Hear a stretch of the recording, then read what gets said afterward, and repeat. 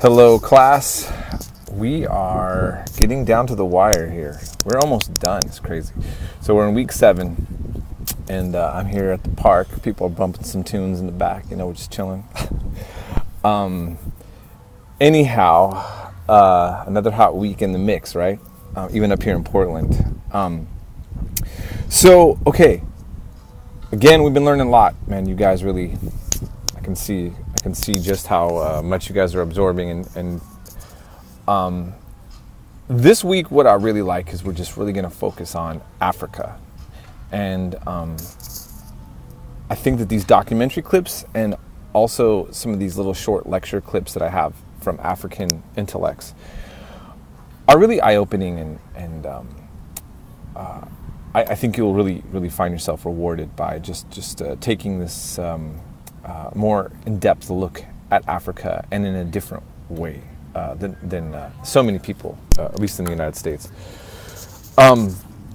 So I'm going to keep this announcement pretty short.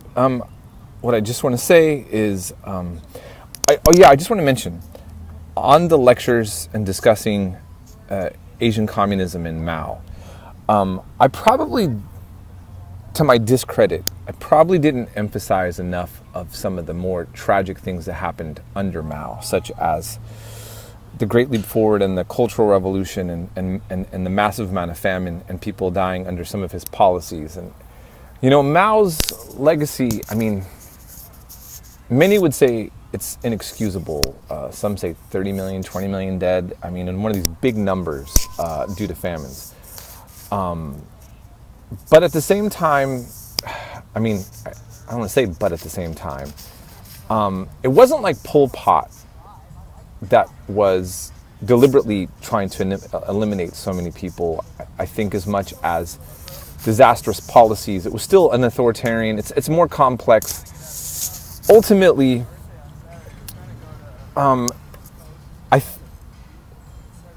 it's really, there's a lot of inexcusable things that go down with Mao.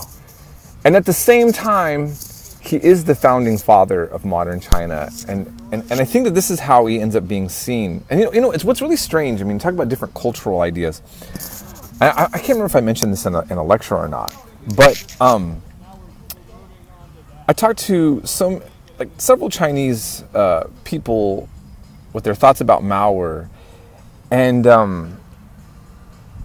their complaints even about him are different than what we'd expect in the West. For all of the death and destruction that he does get attributed to by historians, one guy, I remember just saying that the worst thing about him was that he listened to his wife. I don't know.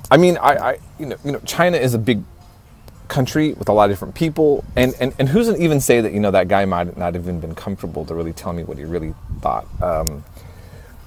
But ultimately, the legacy of Mao is going to be a complex one in terms of just what the total meaning of this is in terms of the legacy of China as a whole.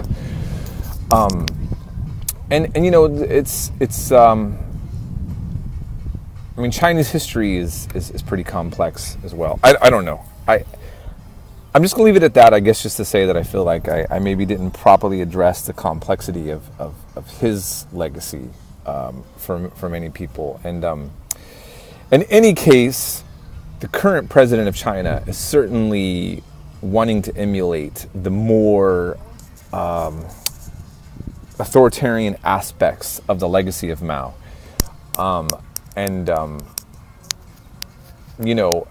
What's that all going to add up to? Well, China is a world power now, and Mao gets some credit for that, whatever that means. So I'll leave it at that. I hope you guys are having you had a great weekend, and have a great week, and we'll be in touch.